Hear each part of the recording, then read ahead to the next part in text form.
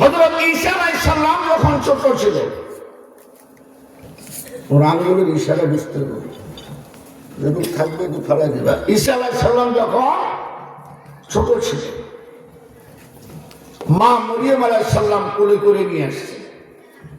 ওই যুগে এক পাদ্রীর কাছে, পাদ্রী বুঝেন, শিক্ষিত গবেষক, আয়েশা বলতেছে, হুজুর আমার ছেলেটার বাপ নাই। বাপ আছে নাকি? বেফেদের উপরে জিন্দে পয়দা উকুনাব পিছলে রাত আর মেহেদে গুয়া উকুনাব। বিনা বাপে আল্লাহ ঈসা আলাইহিস সালামের দুনিয়া পাঠাইছে। ছেলেটার একটু আসমানি বিদ্যা শিখা। আলোচনা বুঝলে উত্তর দেন, আসমানি বিদ্যার নাম কি?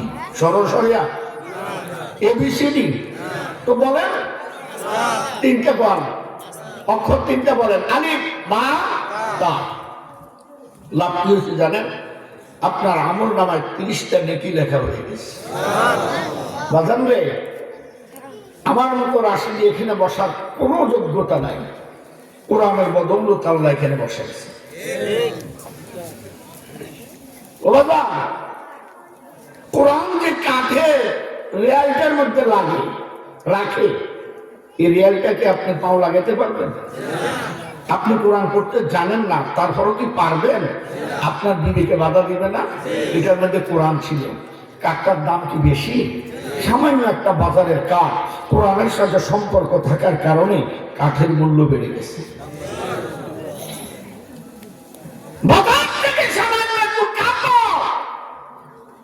কোরআনের উপরে এনে পেঁচাইছে 15 টাকা দিয়ে। এটার নাম কি? গিলাপ বা জুবদান। আচ্ছা, আমার রুমালটার দাম একটু বেশি না জুবদান থেকে? বাজার, এই রুমালটা যদি আমি রাস্তায় ফেলে রাখি, পোলা ফেলে এদের লেখে একবার এদিক নিব, একবার ওদিক নিব, একবার ওদিক নিব, কোনো গুনাহ হবে? হবে না। কিন্তু আল্লাহ কোরআনে 15 টাকা বা 10 টাকা দামের কাপড় জুবদানটা যদি রাস্তায় পড়ে থাকে, যার 2টা চোখ আছে, ও কি ওখানে পাও লাগাবে? কেন? সামান্য কাপড়টা কোরআনের সাথে সম্পর্ক থাকার কারণে ওর মর্তবা বেড়ে গেছে, ঠিক কিনা? আপনি এতটুকুই বুঝেন না, বেশি বুঝন লাগবে না তো। ওই রিয়ালটার যোগদানটা দিয়া আপনি আল্লাহর দরবারে শ্রেষ্ঠ মাখলুক, আপনি মানুষ, আপনি আল্লাহর দরবারে সবচেয়ে প্রাধান্য ব্যক্তি। আপনার সম্পর্কটা যদি কোরআনের সাথে থাকে, আপনার মর্যাদা বাড়বে না কমবে? এতটুকু বুঝেন। ঈসা আলাইহিস সালাম খালি মায়ের কোলের মধ্যে হিসপিস হিসপিস করতেছে। কেন? পয়গম্বররা দুনিয়ার কারো কাছ থেকে এলেম অর্জন করে না, এদের এলেম অর্জন করবে আর সরাসরি আকাশ থেকে। এদের উস্তাদ হলো ডাইরেক্ট আল্লাহ। দীনি আন্দর হলো উলুমে আম্বিয়া, বে কিতাবো বে মুঈনো ওসতা। এদের কিতাব লাগে না, এদের উস্তাদ লাগে না, এদের উস্তাদ ডাইরেক্ট আল্লাহ। কিছু বলতেও পারতেছে না, চলে যেতেছেন নাকি?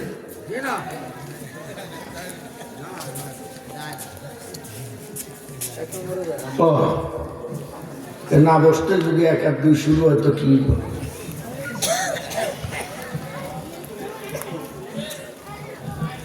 ঈসা আলাইহিস সালাম মায়ের কোলে কিছু বলতেও পারতেছে না। মা যখন বুঝাই দিছে, ঈসা আলাইহিস সালাম ওস্তাদের দিকে চায় না, মা কত দূর গেছে ওই দিকে তাকাই গেছে। যখন মা চোখের আড়াল হয়ে গেল, ঈসা আলাইহিস সালাম ওস্তাদের ধরে বসে, কি পড়াইবেন আপনি? ওস্তাদ করে বেকায় আমার কাছে ছাত্র, এটা তো ভর্তি না হতে ধমক শুরু করছে। তো ওস্তাদ আবার একটা ধমক, যা তুমি কি পড়বা, আপনি কি পড়াইবেন? ওরে বাপ রে, এটা যে আমার থেকে বড়। বিশ না পাইয়া ওই ফাতরি কইতেছে, তোমার এই শিখামা আসমানি বিদ্যা, আলিফ বা তা। ঈসা আলাইহিস সালাম বলেন, আপনি কি আমার আল্লাহ আলিফ সম্পর্কে জানেন? আলিফটা কত বড় এটা কি আপনি জানেন? ওস্তাদ তো জানি না মানে টাচ করে ধরে এরকম দেখে এই যত বড়। আমরা আগে লাল বগদাদি কায়দা পড়ছি না মুরব্বীরা, এটার আলিফ বড় আছে এই সাইজে। এখন তো নুরানি আলিফ ছোট হয়ে গেছে, ফলাফান খুঁজেও বাইর করতে না, ঠিক না? ঈসা আলাইহিস সালাম বললেন, আপনি আমার আলিফ, আল্লাহর পাঠানো আলিফ সম্পর্কে আপনার ধারণাই নেই।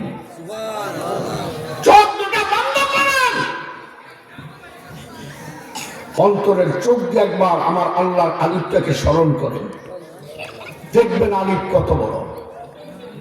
এরপরে আপনি বিবেচনা করবেন আমাকে পড়াইবেন কিনা। ওস্তাদ চোখ বন্ধ করছে, ঈসা আলাইহিস সালাম ছোট্ট মানুষ আল্লাহর দরবারে ফরিয়াদ শুরু করছে, যেন আল্লাহ তারে আলিফটা দেখাই দেয়।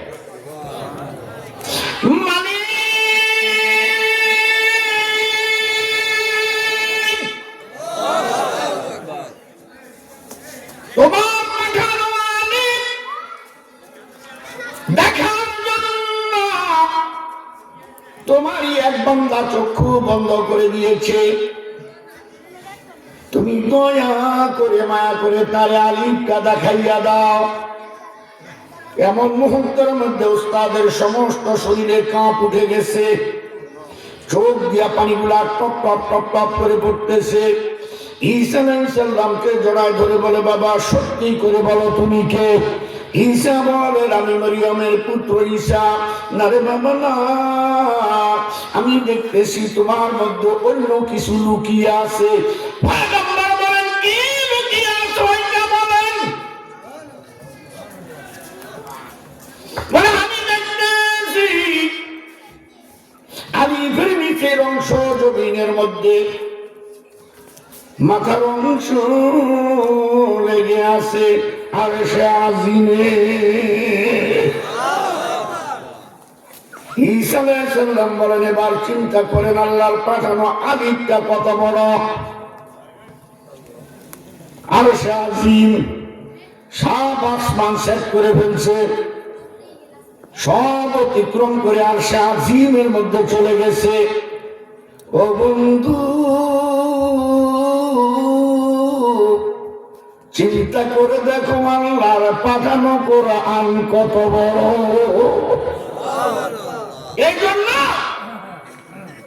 আসমান গ্রহণ করতে পারে না। কথা বুঝতেছেন? সবাই দাওয়াত দিল, দাওয়াত দেয় না মানুষ। বিনা দাওয়াতে মানুষ কেমনে কোরআন পাইল? আগের দুনিয়ার একটা উদাহরণ বুঝা, সামনে কোরআন হাদিস দিয়ে বুঝাইলে বুঝতে সহজ হবে, ঠিক কিনা? এক বাপের 4 ছেলে, কয় ছেলে? বড়, মেজ, সেজ, ছোট। আব্বা আদর করে বড় ছেলের ডাক দিয়েছে, বড় মিয়া। জি আব্বা। ওই দেখো, ওই যে উঠানের মধ্যে একটা বস্তা পড়ে আছে, এটার ওজন আনুমানিক 20 মণ হবে। বস্তার ওজন কত? তুমি তো আমার বড় ছেলে, বংশের বড় ঠাকুর, মাঝে মাঝে মানুষ তোমার নাম ধরে আমার ডাকে, ডাকে না বড় ছেলের নাম ধরে? বস্তাটা একটু মাথায় করে ঘরে রাখো, এটা বাহিরে নিরাপদ না। বড় মেয়ে আব্বার ডাকে আসছে, আব্বার কথাও শুনছে। বস্তার দিক দেখা মাত্রই বড় মেয়ের ভিতরে সব পানি শুকাই গেছে। সর্বনাশ, এটা বস্তা না কিছু। আব্বা, এটা আমার পক্ষে সম্ভব না, আপনি অন্য কাউকে বলেন।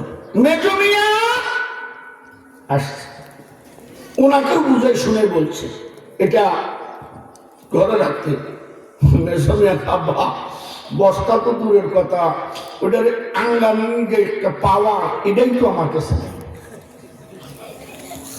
আপনি অন্য কাউকে বলেন। ছোট মিয়া, সেজো মিয়া, সেজো মিয়া আইসাই অভিযোগ, আব্বা বড় ভাইরে দেখলাম এদিক, মেজো মিয়া ওই দিক। আব্বা তুইও যাবি কেন? কি হয়েছে? ওই যে বস্তা এটারে কইছিলাম ঘরে রাখতে পারবি। আপনার কি টার্গেট করবো? আমগরে মাইরা ফেলার নেই।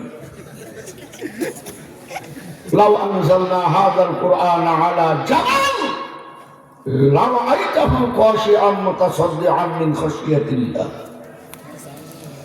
মাইরা ভাগাবেন, এটা আমার পক্ষে সম্ভব না, আপনি অন্য কাউকে কর। তাহলে কি বুঝলেন? আসমান গেল, জমিন গেল, পাহাড় গেল, এইভাবে সবাই গেল যাদেরকে দাওয়াত করতে, ডাকে না ছোট মিয়াকে। কেন? ছোট মিয়ার বয়স কম, বুদ্ধি কম, হুঁশ কম, জ্ঞান কম, সব কম। এ মেয়েটাকে কি লাভ হবে? এত বড় বড় দামড়ালা ভাড়ে নাই, এ মেয়ে নিয়ে পারবো? কিন্তু এ মেয়ে আপনার কন্যা টুকরা। কথা বলে না। আপনার দুই ছেলে, এক ছেলের বয়স 15, এক ছেলের বয়স 3। 15 বছরের ছেলেটা আপনার থাপ্পড় দিলে আপনি উল্টাই বারে 4-5টা দিবেন, আর 3 বছরেরটা থাপ্পড় দিলে ওটার হাত নিয়ে মুখের মধ্যে চুমা খাবেন। ওইটাও ছেলে, এটাও ছেলে। ওটা মার দিলে মার খায়, আর এটা মার দিলে আদর হয়। কথা বলে না। কেন? ওর বুঝ কম, বুদ্ধি কম, হুঁশ কম, শক্তি কম, জ্ঞান কম, সব কম, আদর ভালোবাসা পাওয়ার যোগ্য আছে। এই জন্য মেয়েরা ডাকে না। এ মেয়েও আপনার পিছ ছাড়ে না, গুল গুল গুল গুল গুল গুল করে। এখন আব্বারে ডাক দিয়ে, আব্বা, বড় মিয়া মেজো মিয়া সেজু মিয়া তো গেছে, খাওয়া গেছে, কি হয়েছে? না কোনো বস্তায় আপনি আমার মাথা তুলে দিতেন। এই বিনা দাওয়াতে রয়ে যেতেছে, বিনা দাওয়াতে রয়ে ফেলতেছে। না কোনো বস্তায় আমার মাথা তুলে দিবেন। কথা যে দুই রকম হয়েছে, আপনারা কি কিছু বুঝছেন? ওদেরকে বলছে মাথায় করে নিয়ে ঘরে রাখো, আর তিনি বলতেছে না কোনো আপনি আমার মাথা তুলে দিবেন। আব্বা দিছে প্রথমে ধমক, ছোট মিয়া দমকান খায়। আপনি না আমার ভালোবাসেন? হ্যাঁ বাসি, আমিও আপনাকে অনেক ভালোবাসি। আপনি না আমার খুব মায়া করেন? করি, আমিও আপনাকে মায়া করি। আপনি না আমারে আদর স্নেহ মায়া মমতা করে? করি, আমিও করি। জানেন আপা, মায়া মমতা ভালোবাসার মধ্যে অনেক কঠিন কাজ সহজ হয়ে যায়। এটা আমার মাথা তুলে দেন। আব্বা আবার ধমক দিকে, পারবি? ও কেন পারবো না? উঠে তো দিবেন আমনে, উঠে তো দিবেন আপনি। হাত আপনার, শক্তি আপনার, খালি মাথা না আমার। অসুবিধা কি? অগরে তো কইছে উঠাই লড়িয়ে যাইতে, আর ইনি আবদার করছে উঠাই দিতে। আব্বা এখন মোহাম্মতে কইতেছে, আর তোরে দিয়ে দি, তোরে দিয়ে দি।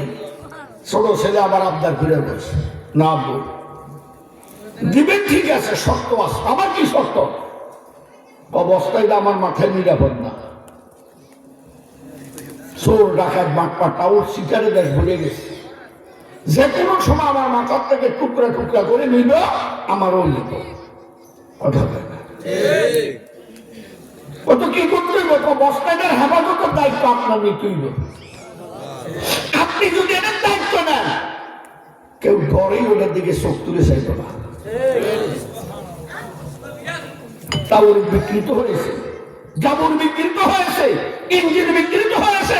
আমার আল্লাহর পাঠানো কোরআনের একটা অক্ষর কেউ লড়াইতে পারে নাই, কারণ এটার জিম্মাদার আল্লাহ নিজে।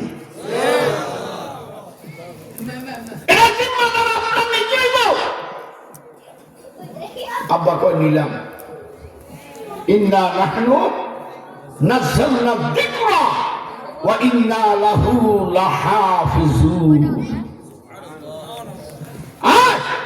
আরো কথা আছে। ছোট মিয়ার ফেটে খিদে নাই, চোখে খিদে। ছোট মিয়ার খিদে কই? চোখে। পরে খালি সব দাও, খাইব না।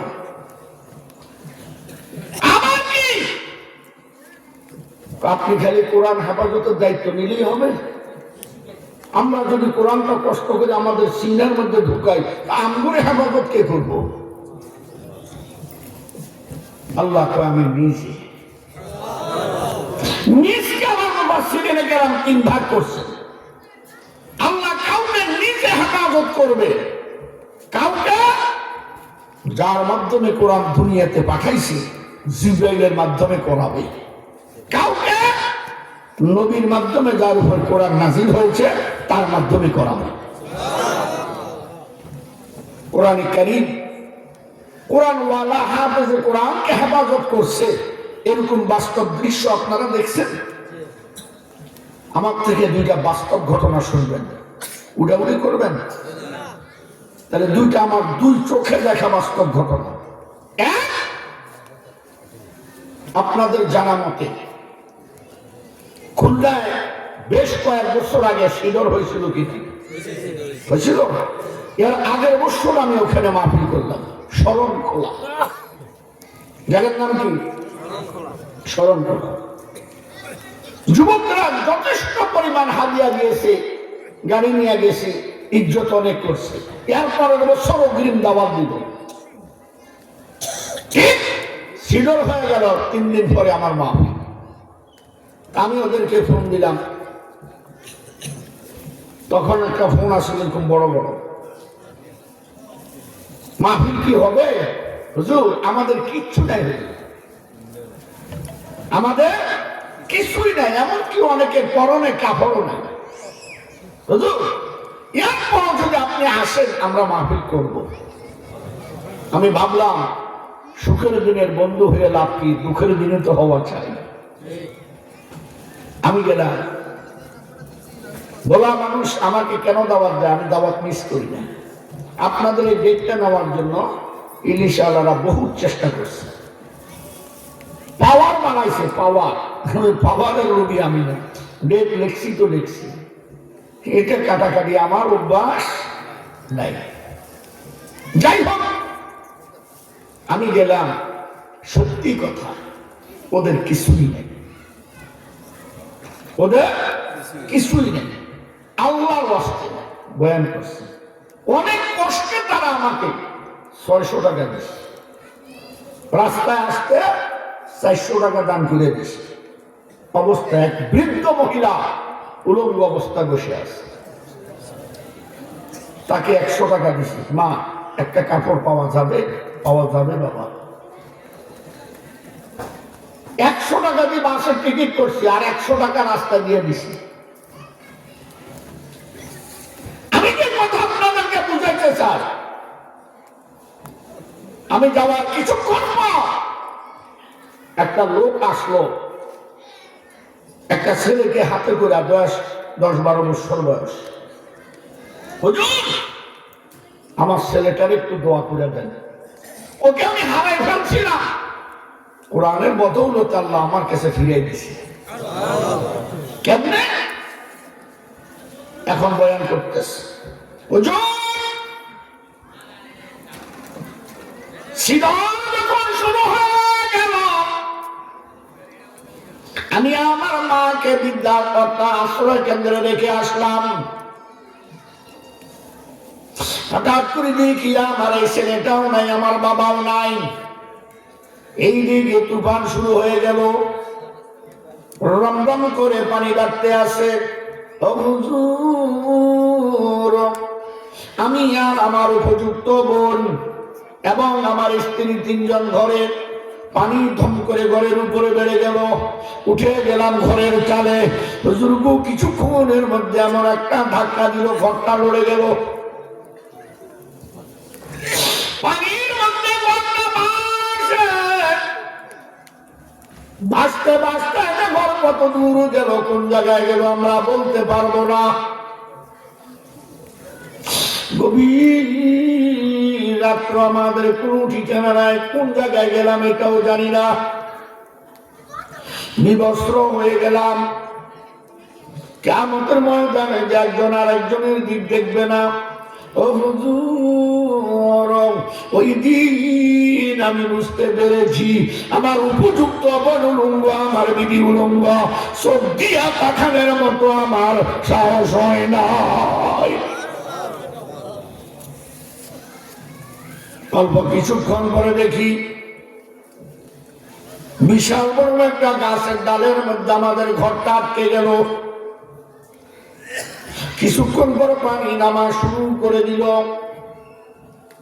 পানি যখন নেমে গেল আমি গাছ থেকে আস্তে আস্তে চাল থেকে নামলাম। বুজুর্গ কিছু দূর যাওয়ার পরে তিনজনে মিলে দেখি এক বিশাল গাছের মধ্যে একজন বৃদ্ধ গাছের ডাল ধরে বসে আছে, হাত পাও লড়ে। মনে মনে ভাবলাম আমি যখন বেঁচে আছি ওই লোকটাকে বাঁচানো আমার দায়িত্ব।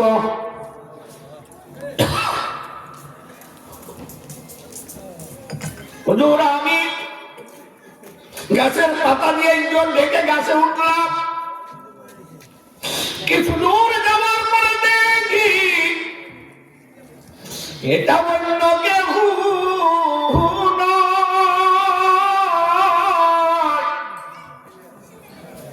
ওই গাছের ডালের মধ্যে জমে আছে আমার আব্বা। বুজুর্গ আব্বাকে দেখে আমার শক্তি যেন বেড়ে গেল। আমি আস্তে আস্তে করি কাছে গিয়া দেখি আমার আব্বা কেন,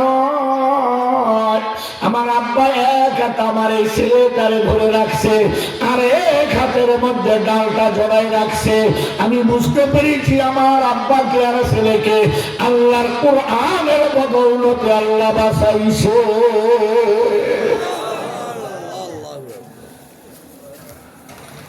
আমি ছেলেটারে ডাক দিয়ে দোয়া করে দিলাম,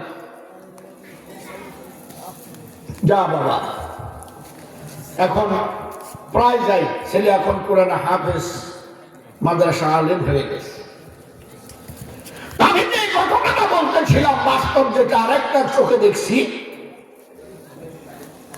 বাংলাদেশের রাজশাহী বিভাগে একটা জেলা আছে, জেলাটার নাম হলো নওগাঁ। নওগাঁ জেলার একটা থানা আছে পোরশা।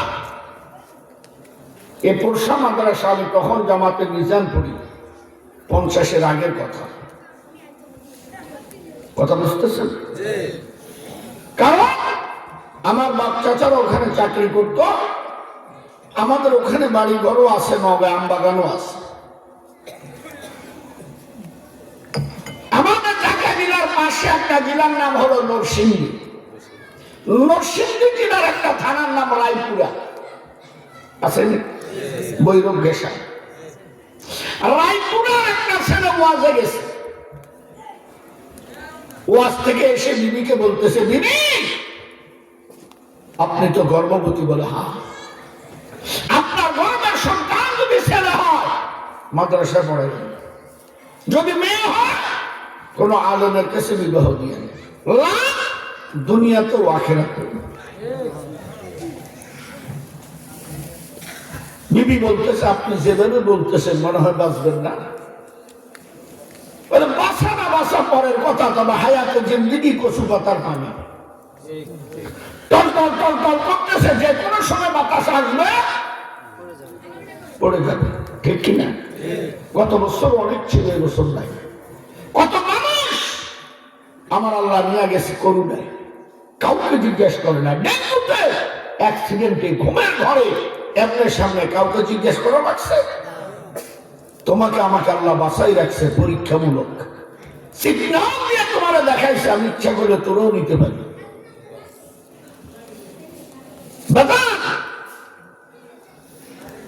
আল্লাহ কি কুদরতের শান। বাবা মৃত্যুর আগের দিন গর্ভের সন্তানের নাম রাখছে আব্দুল সালাম, যদি ছেলে হয়। যদি মেয়ে হয় নাম রহিমা। কি নাম? কি কুদরতের লীলা। আব্দুল সালাম দুনিয়াতে আসার আগেই তার আব্বা মারা গেছে, মা আর অন্যথায় বিবাহ বসে নাই। গরিব অসহায় মানুষের বাড়ি থেকে চাওয়া পাওয়া করে কোন রকম ছেলেকে বড় করে একটু বড় হওয়ার পড়ার উপযুক্ত হয়েছে, এই ছেলেটারে ওই যে পোরশা মাদ্রাসা নওগাঁয় ভর্তি করে দিচ্ছে, যেইভাবেই হোক। হাফিজ হুজুর রহমাতুল্লাহ আলাইহি আমাদের বাংলাদেশের শ্রেষ্ঠ একজন বুজুর্গ ছিলেন, নাম শুনছেন? হুজুরের রিসালাতের মধ্যে লেখছে বাংলাদেশের সর্বপ্রথম অল্প বয়সে কোরআনে হাফেজ হয়েছেন নরসিংদীর আব্দুল সালাম। আব্দুল সালাম হাফেজ হয়, তৎকালীন হ্যালোর যুগ ছিল না, চিঠি, মা আমি তো কোরআনে হাফেজ হয়ে গেছি। মা চিঠিটা পেয়ে হাউ মাউ করে কাঁদছে। প্রতিবেশীরা বলল, ভাবি আপনি তো হাসবেন, আপনি কাঁদছেন কেন? বলে অতি আনন্দ, মানুষের চোখ দিয়ে পানি চলে আসে। তবে আমার কাছে আনন্দ আছে, ব্যথাও আছে। আনন্দ, আমি কোরআনে হাফেজের মা, আমার এই পেটে কোরআনে হাফেজ জন্মেছে। আমার মাথায় কিয়ামতের দিন সূর্যের তাপ লাগবে না, আমি কোরআনে হাফেজের মা। আমাকে ফেরেশতারা বেষ্টনী দিয়ে আহলাল সাহালাম দিয়ে জান্নাতের মধ্যে নিয়ে যাবে, আমি কোরআনে হাফেজের মা। ব্যথা, যদি আজ আব্দুল সালামের বাপ বেঁচে থাকতো কতই না খুশি হতো, পুরা রাজাপুরের মধ্যে হাউ মাউ হইসই ফেলে দিত, আমার ছেলে হাফেজ হয়েছে, ঠিক কিনা? এরা পরামর্শ দিল, তো আপনি আপনার ছেলেকে আসতে বলেন, আমরাও একটু দেখি। মা চিঠি লিখলো, বাবা আব্দুল সালাম, পত্র পাওয়া মাত্রই মায়ের সাথে দেখা করবা। পত্রটা পাইল, আব্দুল সালাম ভাই আসবে। আমি কিন্তু রিল জোরে টানতেছি। নওগাঁ জেলা থেকে তৎকালীন সারা রাত্রে একটা বাস ছাড়তো, আমি নিজে ভুক্তভোগী। বাসটির নাম হলো রুবি পরিবহন। যে রুবি পরিবহনের নামে এখনো নওগাঁয় রুবি মোড়, রুবি হল, রুবি সেন্টার, রুবি মার্কেট নামে আছে। বাসটা ছিল 52 সিট বিশিষ্ট। কত? 38 নম্বর সিটে আমাদের ভাই হাফেজ আব্দুল সালাম সিট পাইছে। খেয়াল করেন, সিট নম্বরটা মনে রাখেন, সামনে দরকার হবে। সিট নম্বর কত? 38 সিট পাইল। বাসটা জেলা শহর নওগাঁ থেকে রাত 9টায় ছেড়ে দিছে। প্রচন্ড শীত, কুয়াশা, উত্তরবঙ্গের শীত। আপনারা টেন না পাইলেও আমরা বক্তারা মাঝে মাঝে টেন পাই। জেলা শহর নওগাঁ থেকে ছাড়লো, পরবর্তী জেলার নাম হলো বগুড়া। বগুড়া জেলাটা পার হওয়ার পর বগুড়ার একটা থানা শেরপুর, এটা ময়মনসিংহ শেরপুর না। ওই থানা শেরপুর পার হওয়ার পর একটা জায়গার নাম হলো মির্জাপুর। গত মাসের 11 তারিখ আমি যে স্পট নিয়ে বয়ান করতেছি ওই জায়গায় বয়ান করে আসছি। মির্জাপুর যখন আসলো তখন একটা ব্রিজ মোটামুটি বড়। এই ব্রিজটার নিচ দিয়ে তৎকালীন যমুনা নদীর পানি প্রবাহিত। রাত তখন 3টা। কয়টা? 3টা।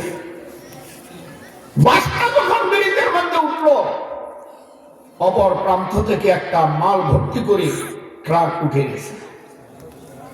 2টা যাওয়ার জায়গা আছে, কিন্তু কুয়াশার কারণে কেউ কারো সাইড দেখতে পাচ্ছে না, তাই কেউ কাউকে সাইড দিচ্ছে না। ঘষাঘষি, সংঘর্ষ না। কথাটা বুঝতে পারছেন? সংঘর্ষ না, ঘষাঘষি। বাসটা দুর্বল হওয়ার কারণে এক পর্যায়ে ব্রিজের রেলিং থেকে রাত 3টা বাজে বাসটা পড়ে গেল নদীর মধ্যে। এমনকি ড্রাইভারও বাঁচতে পারে নাই। পরের দিন সকাল 9টা, তখন তার হেলোর যুগ ছিল না। 9টায় উল্লাপাড়া, সিরাজগঞ্জ, পাবনা, রংপুর, বগুড়া, নওগাঁ বিভিন্ন জায়গা থেকে দুবারুরা খোঁজ হতে হতে আসলো। লাশগুলা বের করছে, এক একটা লাশ শীতে কুকড়া হয়ে গেছে, সাদা। প্রায় 6 ঘন্টা পানির নিচে বাসটা ছিল। লাশগুলো এনে এনে সারি সারি করে রোডের পাশে বালুর মধ্যে সারি সারি করে শোয়াইতেছে। সে জায়গায় এখন একটা গণকবর আছে, ওই যুগের গণকবরটা এখনো আছে। দাদা আমাদের সিট নম্বর কত? 38 নম্বর সিটে হাফেজ আব্দুল সালাম ভাইকে ধরে এনে লাশের সারিতে শুয়াইতে দাঁড়িয়ে আল্লাহু আকবার বলে দাঁড়িয়ে গেছে। আওয়াজ দিয়ে বলেন না আল্লাহু আকবার, আরো জোরে বলেন না আল্লাহু আকবার। কে বাঁচাইছে? ছোট বাচ্চারা বড় মানুষ দাঁড়ায় গেছে, শুনে দেখা ভয় পিছের দিকে দৌড়। মুরব্বীরা সামনে আসে, কিরে বাবা কি করে সম্ভব? বলো অসম্ভব কি, আমার আল্লাহ সব পারে। কেমনি কি কিছু জানিস? সব জানি। একটু বয়ান করো। ওরা আমি বাসের মধ্যে উঠছি, দোয়া পড়ছি, সুবহানাল্লাযী সাখারা লানা হাযা ওয়া মা কুন্না, দোয়াটা আসেনি? বসছি। এরপর কিছুক্ষণ বসে থাকলাম, দেখি যাত্রীরা ঘুমিয়ে গেছে। এখনকার মতো দামি বাস ছিল, লক্কা ঝক্কর মুড়ির টিন, এখান দিয়ে বাতাস, ওখান দিয়ে ভিন ভেঙানি, কেউ চাদর কেউ খেতা, যার গা আছে মোসর টোসর দিয়ে ঘুমাই গেছে। আমার ঘুম আসে না, আমি বসে বসে কোরআন পড়তে আসছি। হ্যাঁ আমার ঘুম আসে, মাঝে মাঝে আমার ঘুম আসে। যখনই ঘুম আসে তখনই আমি স্বপ্নে দেখি আমার মা দুইটা হাত এভাবে বাড়াইয়ে আমার ডাকতে আসে, আসবি না? কখন আসবি? মা যে তোর অপেক্ষায় বসে আছে, কখন তোর কপালে চুমো দেবো, কখন তোর গালে চুমা দেবো, কখন মা তোর বুকের মধ্যে জড়াই নেব। এই যন্ত্রণা মা বসে আছি, ঘরেও থাকতে পারি না, বাহিরেও যাইতে পারি না, আসবি না?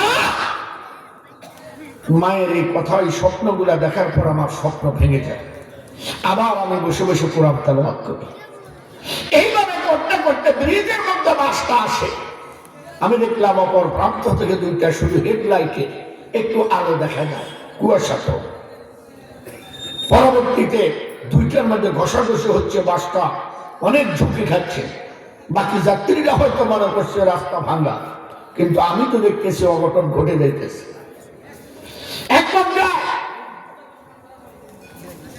ড্রাইভার অনেক চেষ্টা করলো, চেষ্টা করার পর যখন আর পারলো না, বাসটা কাইট হয়ে রেলিং এর মধ্যে পড়ে গেছে, কটকট করে রডগুলা ভেঙে গেল। তখন দুর্বল বুঝেন না, ড্রাইভার একটা চিৎকার দিয়া বলল আর পারলাম না। তখন আমি ভাবলাম আমারও আর মায়েকে দেখা হলো না। হঠাৎ করে আমার চিন্তা আসলো, তুমি না পারো অসুবিধা নেই, আমার পারিন না পারলেই হবে। পারিন না মানে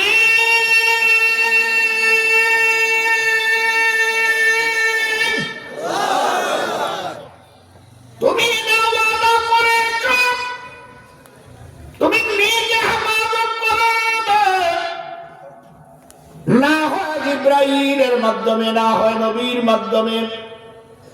কিরে মালিক, আমি যে এতিম, কেউ না জানো, তুমি ভালো করে জানো। বাবা কি জিনিস আমি জানি না, বাবার স্নেহ মায়া মমতা আমি পাই নাই।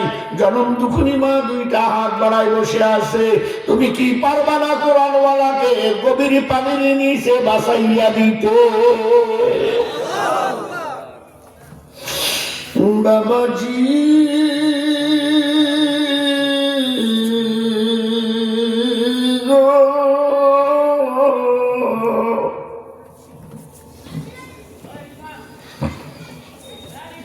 এরপরে আমি আর কিছু জানি না। আপনারা শুধু আমারে দেখলেন, আর কিছু দেখেন নাই।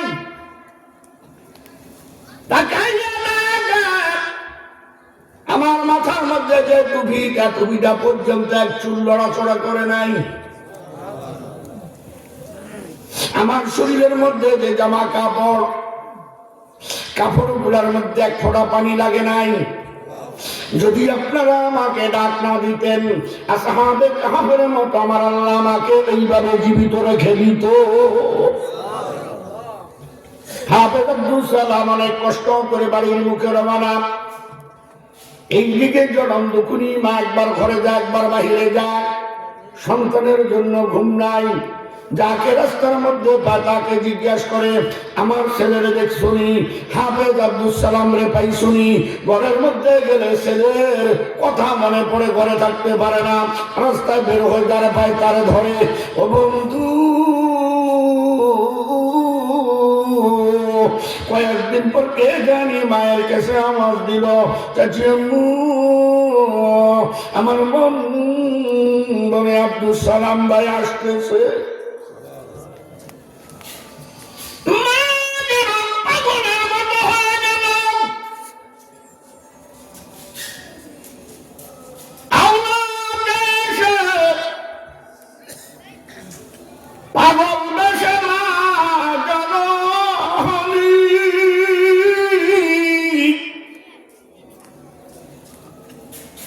খাতের মাঝখান দিয়ে পাগলের মতো দৌড়াইতেছে।